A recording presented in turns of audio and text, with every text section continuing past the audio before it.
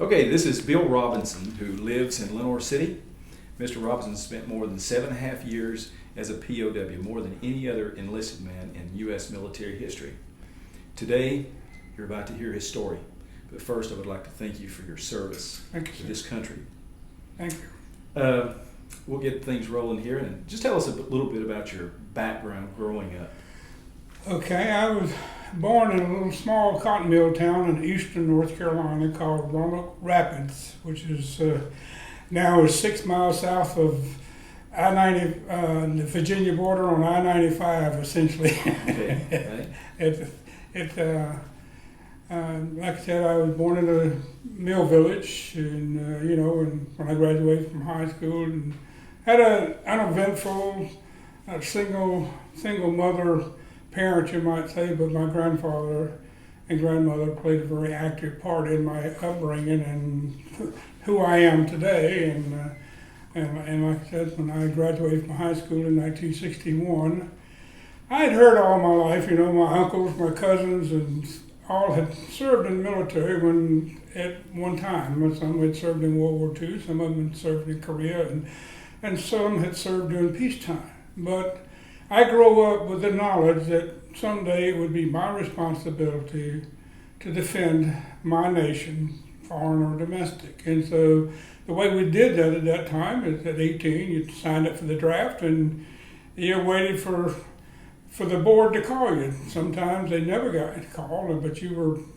tied up until 35 at that time if you didn't go ahead and volunteer. So you were subject to be drafted anytime between the ages of 18 and essentially 34. So on your 35th birthday, you got released.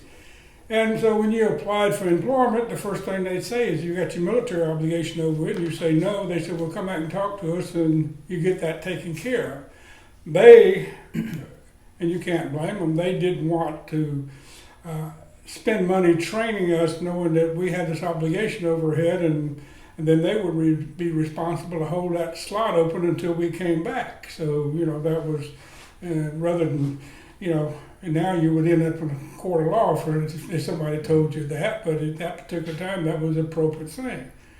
So you weren't going to get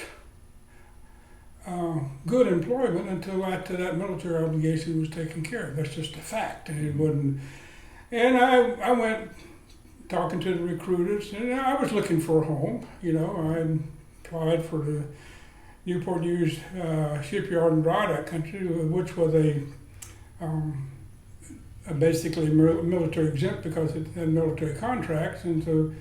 But unfortunately, I didn't get a call from them until after I started basic training. Bad timing. Timing was bad. Well, again, I graduated at 17, so they couldn't submit my paperwork until I was 18. So that, I graduated in May and didn't turn 18 until August. So, in the last of August, and so therefore, it just I probably got hired in a pretty record time. But like I said, that you're just kind of hanging around in limbo, and I tried to get in the military, but I was one of those. I did not want my father or anyone in my family to sign for me to join the military. That was just, I felt like if this was my decision, then I needed to sign for it, so I had to wait to 18 to even apply for the military. I mean, I talked to him before, but as far as proceeding or getting past the talking stage, I had to wait till I was 18. And so when I turned 18, I set out to join the military. And of course, immediately I was told about a recruiter. He had all this, that September wasn't a good time to go in. October was probably not a good time. He said, what about November? And I said, well, why don't we just wait until January, And he said, no. Well, when I found out later, he had filled his quota for September and October, and he needed somebody for November. So I was the one. So at 18, you joined the service, and you joined the Air Force. Joined the Air Force. Why the Air Force? Well, most of my family's Army and Navy, and a few Marines, and I had a few that my brother-in-law, I guess, was probably. I just liked the blue suit he wore occasionally, and I had always thought that, listening to him, that I didn't want to didn't want to walk everywhere I went. Didn't want to carry a gun everywhere I went. You know, and I surely didn't. You know, I get seasick in the bathtub, so I didn't want to do anything with the Navy. Well, tell me about your boot camp and early training with the maintenance, and I think that was at Lackland Air Force Base. Right. I left. Believe it or not, the weekend before Thanksgiving, I flunked a physical.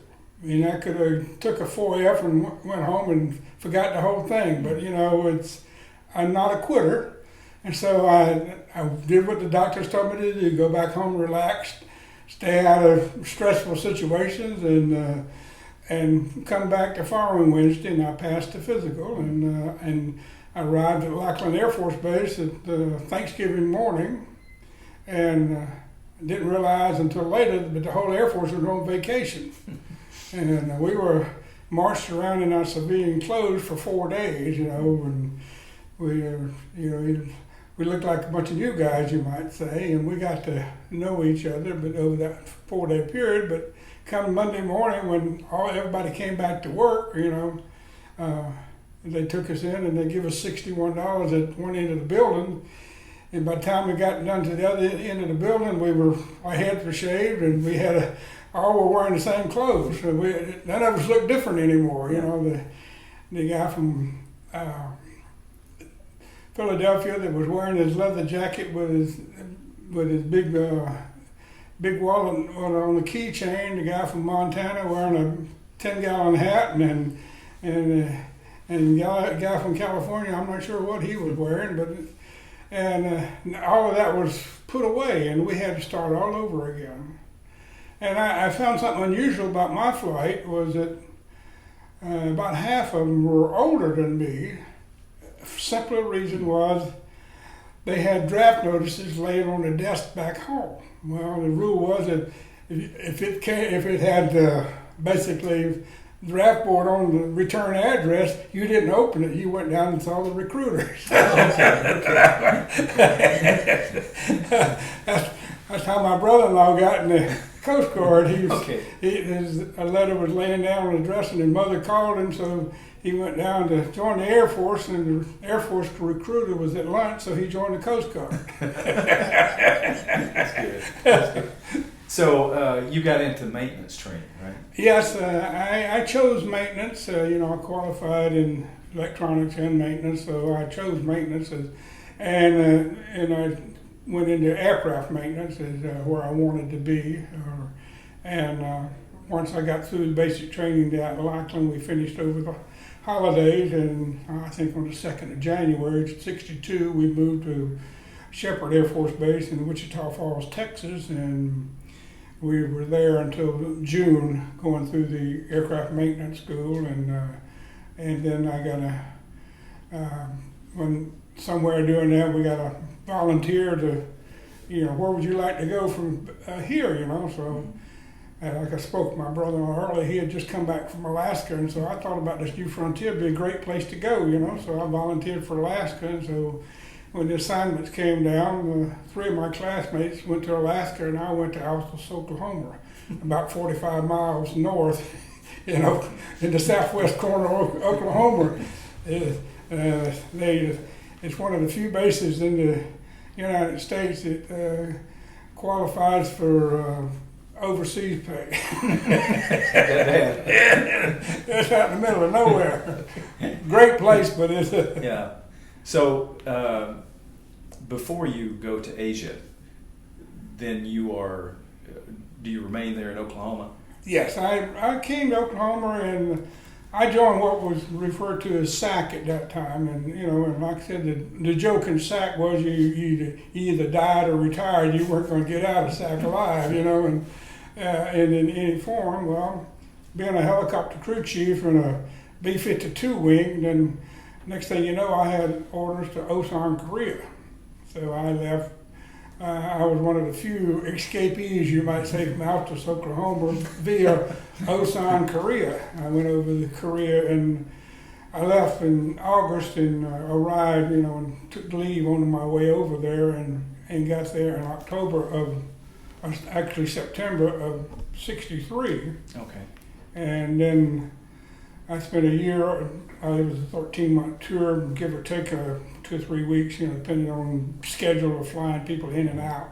And so I came back, and again, I had the opportunity to fill out that dream sheet, and I got in trouble over it because I said Anywhere USA, and they didn't think that was very funny, so I ended up in the chief's office. So with his guiding hands, I filled out my dream sheet, including North Carolina, Florida, and Southeast. And when my assignment came down, it was Grand Forks, North Dakota.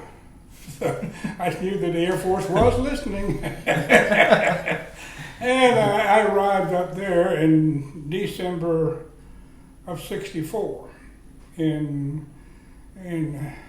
I checked in basically at that time, but we were pretty much, slowed down during that period of time. So when I reported to work, they said, "Oh, by the way, we got this thing in Southeast Asia that's getting ready to go on," and so I told them I wasn't interested. I had applied for the VIP, Air Force VIP flight in Washington D.C., and they said, "Well, this would help you get that. Go ahead and get this out of the way." And said, then you'll already be applied for it. And, like I said, you probably end up at Andrews in the Air Force VIP flights, which for dignitaries there in Washington D.C.